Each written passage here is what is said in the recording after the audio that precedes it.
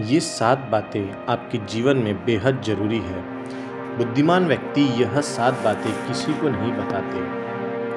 हम हर कोई बात सबको बता देते हैं और इससे क्या नुकसान होता है ये हम कभी नहीं सोचते। लेकिन जीवन बड़ा कठिन है और इस दुनिया में अच्छे से जीना है तो हर कोई बात किसी को नहीं बताना चाहिए, क्योंकि सबके जीवन में जैसे भला सोचने वाले इंसान हैं वैसे ही बुरा सोचने वाले इंसान भी हैं।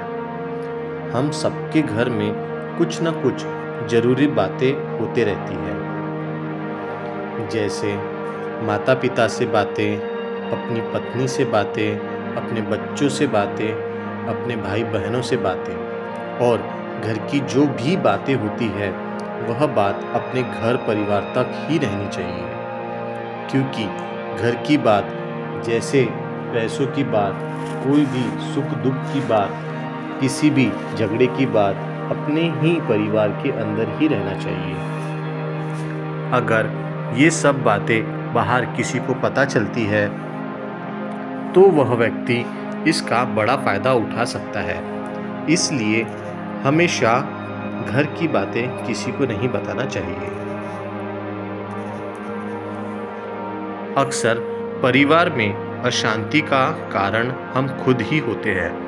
हम इस बात को देख पाए या भले ना देख पाए, पर ये असल सत्य है, क्योंकि जाने अनजाने में मूर्खता से हम खुद ही अपनी वो बातें दूसरों को बता देते हैं जो हमें कभी भी नहीं बताना चाहिए।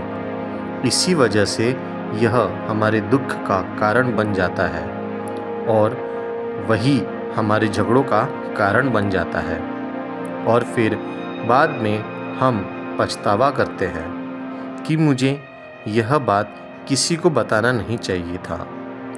मेरी गलती की वजह से मैंने जाने अनजाने में ये बातें सभी को बता दिया।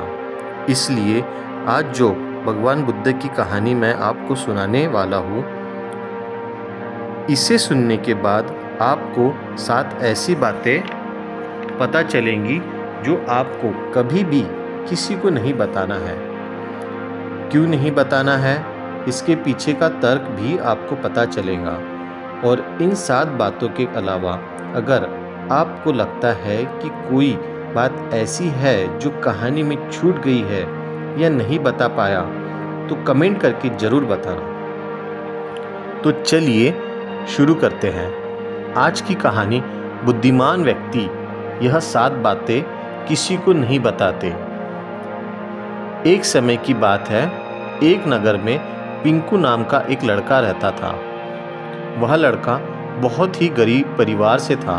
उसके पास कुछ पैसे नहीं थे। 2 वक्त की दाल रोटी भी बड़ी मुश्किल से उसको नसीब होती थी।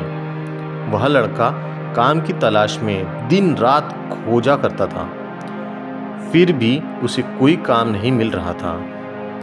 फिर उस लड़के ने अपनी पत्नी के सामने अपनी सारी परेशानी, अपनी सारी समस्या बता दिया।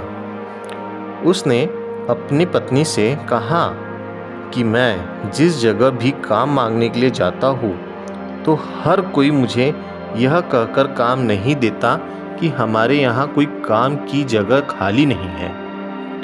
मैंने बहुत काम ढूंढा, फिर भी मुझे कोई काम नहीं मिला। मैं काम की तलाश करते करते थक चुका हूँ।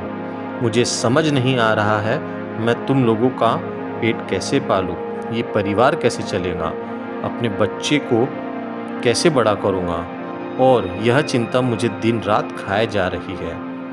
यह सुनकर उसकी पत्नी ने कहा कि तुम एक आदमी के पास सिर्फ एक बार ही काम मांगने के लिए जाते हो, और जब वह काम नहीं देता तो तुम दोबारा जाते तक नहीं हो। अगर उनसे काम लेना है तो तुम्हें हमदर्दी जतानी होगी, तुम्हें उनसे हमदर्दी हासिल करनी होगी, अपनी गरीबी दिखानी होगी, ताकि वह लोग तुम्हारी मजबूरी देखकर तुम्हें काम पर रख लें। इसलिए शर्म मत करो और उन्हें अपनी मजबूरी बताओ, अपनी गरीबी बताओ, और इसी उपाय से तुम काम पा सकते हो। उसकी पत्नी की बात पिंकू के मस्तिष्क में बैठ गई और अगले दिन वह काम मांगने के लिए उसी सेठ के पास जा पहुंचा, जहां पर वह पिछले दिन काम मांगने के लिए गया था। लेकिन इस बार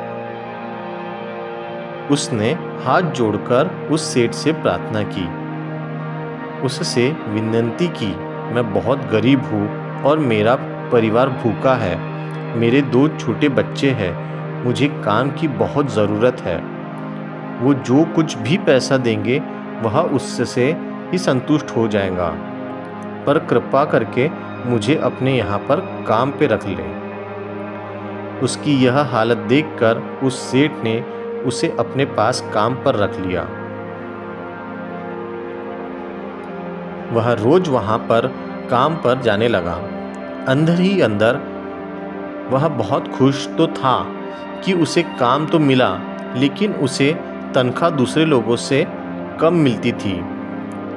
वही काम जो दूसरे लोग कर रहे थे उन्हें ज़्यादा तनख्वाह मिल रही थी और पिंकू को कम तनख्वाह मिल रही थी।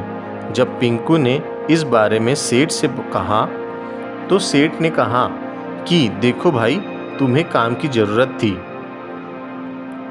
और मैंने तुम्हें काम दिया। मेरा धन्यवाद करने की वजह तुम मुझसे शिकायत कर रहे हो। ये कैसी इंसानियत है।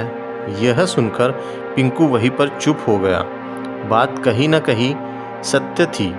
सेठ ने तो उसकी मजबूरी के हिसाब से ही उसे काम दिया था और इसलिए वह उसे अपने अनुसार वेतन देता था। लेकिन पिंकू ने धीरे धीरे ये बात अपने दोस्तों और अपने रिश्तेदारों को भी बताना शुरू कर दिया कि उसका सेठ कैसा आदमी है और उसे कितना वेतन देता था। समय बीतता गया और पिंकू पूरी लगन के साथ अपना काम करता था, लेकिन अब परिस्थिति बदलने लगी थी।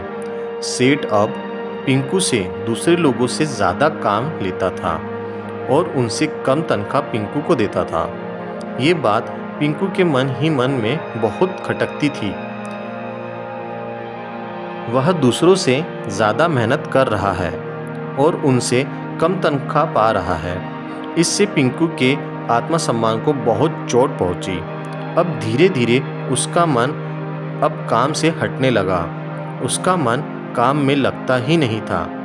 जाहिर सी बात है कि ऐसी जगह किसका मन लगेगा जहां आदमी को अपने आत्मसम्मान के साथ समझौता करना पड़े। इसलिए जल्द ही उसने वहां से काम छोड़ दिया और वह घर पर आकर खाली बैठ गया। अब उसके पास घर का खर्चा चलाने के लिए भी पैसे नहीं बचे। इसलिए वह अपने रिश्तेदारों और अपने दोस्तों से सहायता मांगना शुरू कर दिया। लेकिन उसके दोस्त और उसके रिश्तेदार उसके सामने तो उसे दया का पात्र समझते थे, उसे दिलासा देते थे, लेकिन उसके पीछे उसका मजाक उड़ाते थे। वह कहते थे, कितना बेवकूफ़ है, सेठ ने इतना काम लिया और बेचारे को पैसा भी नहीं दिया। अरे हम इसको पैसे दे दे तो ये कल हमारा भी पैसा वापस कर पाएगा या नहीं। इसके पैसे वापस करने की हालत नहीं है। काम तो इसके पास कुछ भी नहीं, पैसा कहाँ से लाएगा। और इसकी वजह से पिंकू की हालत दिन ब दिन खराब होती जा रही थी। अब वह दिन रात तनाव में रहता था। वही दोस्त, वही रिश्तेदार जो पिंकू को अपना होने का दिखावा करते थे, सब लोग आकर उसे ज्ञान तो बहुत देते थे, लेकिन कोई भी उसकी सहायता नहीं करता था। और अक्सर ऐसा ही होता है, ज्ञान देने वाले तो बहुत मिल जाते हैं, लेकिन मदद करने वाले, उंगली पकड़कर, हाथ पकड़कर आगे चलने वाले कितने लोग मिलते हैं। एक दिन पिंकू को पता चला कि पड़ोस के गांव में एक बुद्ध भिक्षु आया हुआ है जो बहुत ही ज्ञानी है। पिंकू इतना तनाव में था कि उसे कोई रास्ता ही नज़र नहीं आ रहा था। इसलिए जाने अनजाने वह बुद्ध भिक्षु के पास पहुंच जाता है। वहां जाकर सीधा बुद्ध भिक्षु के पैर में गिरकर रोने लगता है। पिंकू रोते रोते अपनी सारी परिस्थिति बताता है। उन्हें बताता है कि किस तरह उसके सेठ ने उसका फ़ायदा उठाया और उसके रिश्तेदार दोस्त उसके साथ कैसा व्यवहार करते हैं। सारी बात सुनकर बुद्ध भिक्षु ने उसे चुप करते हुए कहा कि ये सारी समस्याएं तुम्हारी बुद्धिहीनता, तुम्हारी मूर्खता के कारण उत्पन्न हुई है। तुम्हारे अंदर विवेक होता तो इनमें से एक भी समस्या तुम्हारे चित्त को दुखी नहीं कर सकती थी, लेकिन तुमने अपने अविवेक के कारण, अपनी मूर्खता के कारण खुद ही अपने रास्ते में कांटे बिछा दिए हैं। आज मैं तुम्हें 7 बात बता रहा हूँ जो भूलकर भी किसी को मत बताना, और इन बातों का अनुसरण करते हुए तुम बाहर से मिलने वाले दुखों को तो दूर कर सकते हो, और जो बेवजह दुनिया की वजह से तुम्हारे अंदर पनपते हैं उन्हें भी दूर कर सकते हो। पहली बात जो किसी को नहीं बताना चाहिए वो है अपनी मजबूरी। अपनी मजबूरी का दिखावा करके दूसरों के दया का पात्र बनकर उनकी सहायता लेने की गलती कभी मत करना। हो सकता है कि आज वह तुम्हारी मजबूरी देखकर तुम्हारी सहायता करे, लेकिन कल वह तुम्हारा फ़ायदा उठाने से भी दोबारा नहीं सोचेंगे, और अगर फ़ायदा नहीं भी उठाएगा तो दूसरों के सामने तुम्हारा मजाक ज़रूर बनाएगा। वह आदमी कभी दोबारा नहीं सोचेगा कि वह तुम्हारा मजाक ना उड़ाए, वह हमेशा तुम्हारा मजाक उड़ाएगा। इसलिए कभी भी अपनी मजबूरी का दिखावा ना करें। अगर घर में 2 रोटी है, सूखी रोटी तो वही खाकर सो जाओ, लेकिन दूसरों को इसके बारे में भनक तक नहीं लगनी चाहिए। जरा आप खुद सोचो, दूसरा आदमी आपका फ़ायदा उठाने से दोबारा नहीं सोचेगा, और अगर वह फ़ायदा नहीं भी उठाएगा तो अपनी नज़र में तो आपका बहुत मूर्ख ही समझेगा, बेवकूफ़ समझेगा, और दूसरों के सामने आपका मजाक तो ज़रूर बनाएगा। इसलिए अपनी मजबूरी के बारे में किसी को मत बताना। दूसरी बात जो किसी को भी नहीं बताना चाहिए वो है अपने अतीत की गलतियां और भविष्य की रणनीतियां। जरा सोचो कि अगर हम अपने अतीत की गलतियां किसी दूसरे को बताते हैं तो उसका क्या प्रभाव होगा। वह गलतियां ठीक तो नहीं की जा सकती, जाहिर है, तो उन्हें बताना क्यों ज़रूरी है। आप अपने अंधेरे पक्ष को खुद दुनिया के सामने बता रहे हो, खुद अपनी गलतियां दूसरों के सामने बता रहे हो। इससे एक आदमी की नज़र में एक चरित्र गठित हो गया जाएगा, और वह भविष्य में आपको हमेशा उसी नज़रों से देखेगा। इसलिए किसी भी आदमी की नज़र में अपने चरित्र गठित मत खोने दो, और ज़रा सोचो कि आप व्यर्थ में ही अपने भविष्य की रणनीति दूसरों के सामने बता रहे हो। जो लोग आपके काम का हिस्सा ही नहीं है, उनके सामने अपनी भविष्य की रणनीति के बारे में ढिंढोरा पीटने का क्या फ़ायदा। वो लोग आपकी सहायता तो नहीं करेंगे, लेकिन आपके भविष्य की रणनीति में बाधा जरूर बन सकते हैं। आप खुद अपने विवेक का इस्तेमाल करिए और सोचिए कि आपके साथ भी ऐसा हुआ कि आपने अपने भविष्य की रणनीति किसी को बताई हो और वह रणनीति कभी भी कामयाब नहीं हुई हो। ऐसा ज़रूर हुआ होगा, ज़रा गौर से सोचिए, याद आएगा। तीसरी बात जो किसी को भी नहीं बताना चाहिए वो है घर की बातें। जो भी हमारे घर के अंदर की आपस में बातचीत होती है, हमारे माँ बाप के साथ, हमारी पत्नी के साथ, हमारे बच्चों के साथ, हमारे भाई बहनों के साथ, जो भी बातें होती है हमारे परिवार तक ही सीमित रहना चाहिए। अगर आप ये बात दुनिया के सामने ढिंढोरा पीटते हो तो दूसरों को आपके घर में घुसने का मौका मिल जाता है, और बस इसका फ़ायदा उठाने से कोई भी दोबारा नहीं सोचेंगे। वह आपके परिवार के सदस्य को आपसे दूर लेकर जाने की कोशिश करेंगे। अक्सर ऐसा होता है, हम समाज में देखते हैं कि हम अपने घर के झगड़ों को कम करने के लिए उन झगड़ों को अपने पड़ोसी को और दूसरे रिश्तेदारों को बता देते हैं, लेकिन इससे आपको सहायता कभी नहीं मिलती होगी। इसलिए अपने घर की बातें और अपने घर की लड़ाई झगड़े किसी के सामने मत बताना। अगली बात जो मैं आपको बताने जा रहा हूँ, जो किसी को नहीं बताना चाहिए, वह सुनने पर अजीब लग सकता है, लेकिन उसका सत्य भी मैं आपको तर्क के माध्यम से दूंगा। चौथी बात जो किसी को भी नहीं बताना चाहिए वो है अपनी आमदनी। अपनी आमदनी न बताने के पीछे क्या ज़रूरी हो सकता है। ज़रा सोचिए कि आप अपनी आमदनी अपने दोस्तों को बता देते हैं, तो जब आपके दोस्तों को ज़रूरत पड़ेगी तो वह सिर्फ आपको ही याद रख करेंगे, क्योंकि उनको पता है कि आपकी आमदनी ज़्यादा अच्छी है तो आप ही उनकी मदद कर सकते हैं, और इसलिए ज़्यादा लोग आपसे सहायता मांगेंगे। और जब आप उनकी सहायता नहीं करेंगे तो वो सोचेंगे कि इस आदमी के पास पैसा है, ये मेरी सहायता कर सकता है, लेकिन यह सहायता कर नहीं रहा है, और इसलिए आपकी आमदनी दोनों दोस्तों के बीच झगड़े का कारण बन सकती है। कम आमदनी होंगी तो लोग मजाक उड़ाएंगे, और ज़्यादा आमदनी होंगी तो लोग आपसे सहायता मांगेंगे। इसलिए आपको आपकी आमदनी किसी को बताना ज़रूरी नहीं समझना चाहिए। पांचवी बात जो मैं आपको बताने वाला हूँ उसे गार्ड मान लेना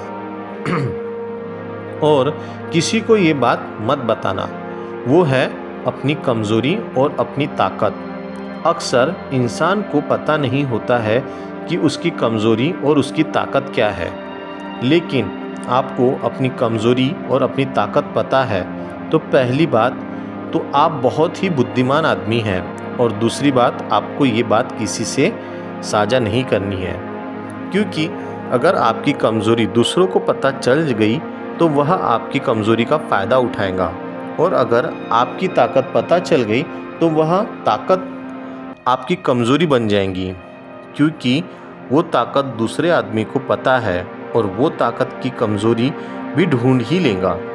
अपनी कमज़ोरी और अपनी ताकत अपनी पत्नी या अपने पति को भी ना बताना, क्योंकि इसके बाद आपके घर में हमेशा दबकर रहना पड़ेगा। छठवीं बात जो किसी को भी नहीं बताना चाहिए वो है अपना मित्र और अपने शत्रु। आप अपने मित्रों के बारे में अगर दूसरे लोगों को बताएंगे तो वह आपके मित्र के साथ घनिष्ठ बनकर आपको धोखा दिलवा सकता है, आपके गहरे मित्र को आपसे दूर करवाने का प्रयास कर सकता है। अक्सर आम आदमी ऐसा नहीं करता, लेकिन आपके दुश्मन ऐसा करने की कोशिश कर सकते हैं। और दूसरी तरफ आपके शत्रु का भी किसी को पता नहीं लगना चाहिए, क्योंकि आज जो आपका मित्र है अगर कल वह आपका दुश्मन हो गया तो वह आपके दुश्मन के साथ ही मिलकर आपको परास्त कर सकता है, आपको धोखा दे सकता है। इसलिए अपने सबसे अच्छे दोस्त को भी अपने दुश्मन के बारे में कभी मत बताना। सातवां और आखिरी बात मैं जो बताने जा रहा हूँ, जो किसी को भी नहीं बताना चाहिए, वो है दान करना। आप जो दान करते हो तो दान के बारे में भी किसी को नहीं बताना चाहिए, तो दान करना व्यर्थ हो जाता है। जब आप आपके दान का ढिंढोरा पीटते हो तो तब आप ये जताना चाह रहे हो कि मैं कितना बड़ा दानी पुरुष हूँ, और ये आपके अंदर एक अहंकार निर्मित करेगा। इसलिए दान गुप्त रूप से किया जाता ही अच्छा होता है और उतना ही फलदायी होता है। जब आपका बायां हाथ दान कर रहा है तो दाएं हाथ को भी ना पता चले कि बायां हाथ दान कर रहा है। ये 7 बातें जो बुद्ध भिक्षु ने पिंकू को बताई, इनमें संसार के सभी सिद्धांत छुपे हुए हैं। इन बातों का अनुसरण करते हुए आप अपने घर में सुख शांति बना सकते हैं और घर के झगड़े हमेशा के लिए दूर कर सकते हैं। आप इन बातों के बारे में अपने विवेक से भी सोचेंगे तो आपको ये बातें सच मालूम पड़ेंगी। आज की कहानी बुद्धिमान व्यक्ति यह 7 रहस्य किसी को नहीं बताते का उद्देश्य ये है कि आपका विवेक जागरूक हो।